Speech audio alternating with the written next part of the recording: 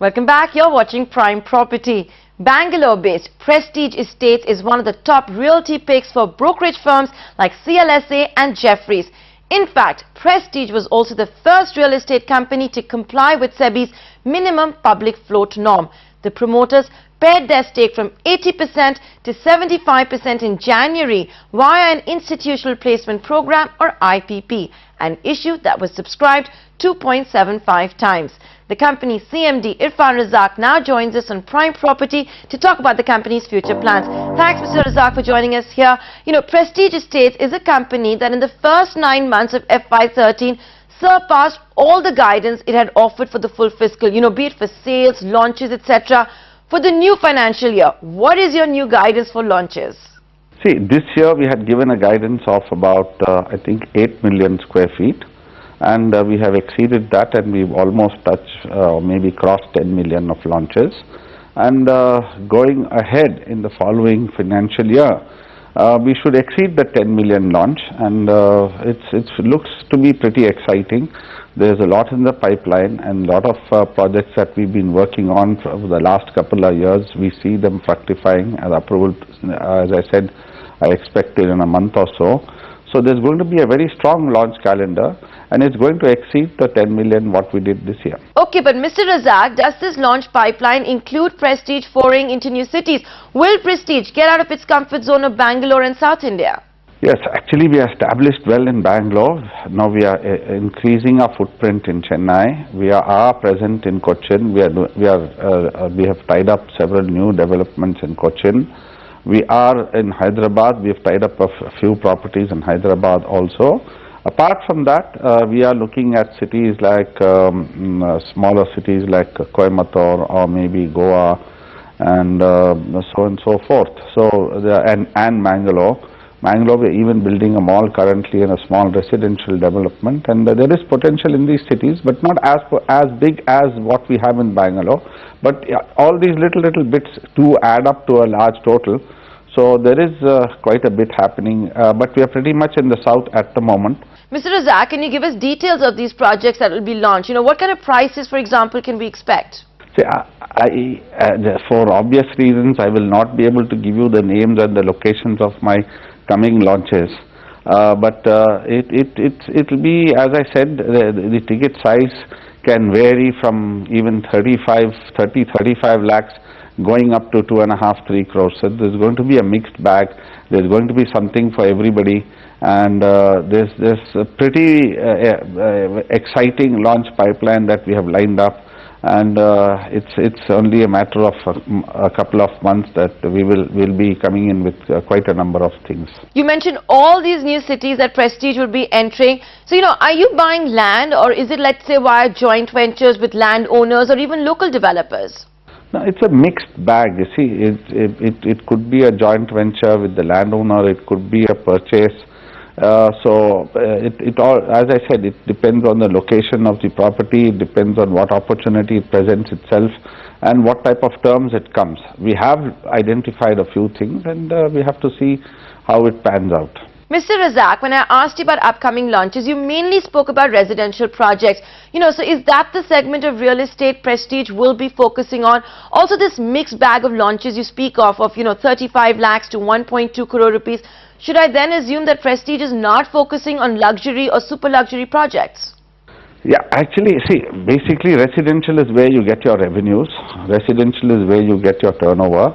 And I think our focus will be primarily residential. Not to say that we lose focus on the other categories, but residential will be our baseline. And in residential itself, I believe the business that will happen and will continue to happen is in the mid-income residential housing and mid to premium. So we will stick to that, and then we will definitely be doing some premium, super premium and luxury, but luxury and super premium really doesn't have a very large market, and it has a niche market. There are a certain breed of buyers who want to buy for themselves. They are not looking at growth on capital, so they buy there. But the mid-income is where the actual home users come in. And of course we will be, as commercial is also our strength, IT is our strength. So commercial and IT development will happening, as we will probably be balancing and looking at how the demand versus the supply is, and then it will continue. And we are getting strong in the shopping mall area. Now we are going to complete 3 malls in the current calendar year, and another 3 are in production and 2 in planning. Mr. Razack, I want to get back to the guidance that you had offered for FY13. You, for example, surpassed the sales guidance in the first 9 months of the full fiscal. Looking back, do you think you gave a conservative guidance? No, I don't think there was any conservatism. We were realistic, you see, because the previous year we had done 2,100 crores of sales. So what we really did was, we said, we looked at all what was happening on the ground, and we said this current year we should, an achievable target will be 2,500. If we have exceeded that, I think that goes to commend the team that has worked to see that we got our approvals and see that the launches that we did were successful. And the market itself, that shows that whenever a premium development in a good location from a brand like ours is launched, there is enough acceptability and people are ready to commit themselves and buy. Analysts say Prestige's margins are good but could be better. How do you answer to those critics? We cannot ignore margins. Margins have to be there. We have to protect our margins. Otherwise, how do I take care of my overheads? Having said that, we have to do realistic margins. We as a company have never looked for super profits. We've always looked for realistic margin. That's probably one of the key to our success. We do our costing based on our costing and some calculation for since our project runs over life of 3 years for inflation. All this is added up, and then we have a realistic margin of 35%, 30, 35, 40%. So that is the thing. And then with the inflation, if the value of the development or the product itself grows, the customer is happy that his investment is secure, number one, and secondly, there's a growth on capital. Okay, so you're happy with your margins. Now, you know, developers' high debt is a big area of concern. What's Prestige's debt like? And what about debtors? Prestige does get criticism for having too many debtors. Is all of this manageable? See, debt is pretty much under control. And today we have a debt-equity ratio of some 0.44 or 0.45, which is very much below whatever is happening in the industry. Because we believe in our residential development, we should be positive cash flows. If the debt is there in my balance sheet, it's only where we are creating assets for rental income, capex projects like shopping malls and IT parks and hospitality assets. Now this comes from a combination of debt as well as internal accruals.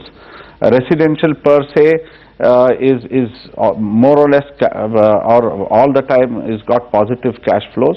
The only time probably we need to block in capital is when we commit ourselves to buy some land or we pay deposits to the landowner for joint development agreements, and that comes in from internal accruals. So I think we are pretty much there. Even our debtors, like you asked, debtors also have been considerably brought down, and there will always be that time lag between collection and with the type of volumes you are doing. But I think we have no concern as far as the debtors are concerned, because ultimately the product itself, the home itself, is not handed over to the buyer till he clears the last rupee on the statement of account. But do you have a roadmap for debt reduction? We've reduced debt considerably, and as things stand, with the generation of cash that has happened, collections have been good. I think they have been at an all-time high. We've had the quarterly collections of almost 500 crore plus in the last 2-3 quarters. That helps us to have surplus cash flows. And once you have surplus cash flows, automatically the debt also, the reliance on debt will definitely reduce. As I said, the only place that I need to probably grow debt is for the completion of our capex projects. But then at the end of the day, the capex projects also become self-funding in the sense that once the product itself is ready, once the development is ready, it becomes into a lease rental discounting method. So I don't really have to look for cash to pay back my debt or service my debt. It gets paid back from the rental income that's generated. Mr. Razack, we just saw Prestige doing a fresh equity issue, an IPP that brought down the promoter stake from 80% to 75%. How exactly will that 350 odd crores raised via the company be utilized? Yeah, I mean, the whole idea of this was to dilute as per SEBI norms, and this is again helping us to invest in land in the cities that we intend growing, like Chennai and even in Bangalore and other places. And it's going to be a combination of several things, and we will be using that money pretty judiciously. Okay, so mainly to strengthen the company, but you are done with one round of fundraising. Any other such exercise on the anvil, even if not via the capital markets, but let's say via private equity for specific projects? I think we have to see, it depends on the size of projects that come. It's always good to be comfortable and low on debt and have surplus cash flows. So there are many opportunities that present themselves in terms of PE players who are available in the market. So if some deals do come in at sensible terms, without any fixed commitments, we are exploring things all the time. I mean, it's a very dynamic situation. Okay, so nothing specific on the table as such. Now let's talk about your delivery timeline. Are you, Mr. Razack, like other developers, running behind schedule? Now, at the moment, all my projects are running on track. I think we also had our learnings, and we've realized that if it's a very large development, the time that it takes is going to be longer than what. So depending on the size of the development, we finalize and close out the delivery times. It could be anywhere in the region between 2.5 years to 4 years. So, and we've also learned that maybe we can, instead of doing everything in one go, maybe phase out blockwise deliveries also. Okay, so before I let you go, I have to ask you, what exactly is it that you've learned? Will you ever be late again? We never learn everything. We keep learning every day. We can't stop learning. But there is a collective experience that we have. Probably that's an advantage that we have over others. Okay, Mr. Razack, I actually really appreciate that candid answer. Thanks so much for joining us here at Prime Property. We're unfortunately completely out of time, but that was Prestige Estates with you with its expansion plans. We'll see you same time next week. Goodbye.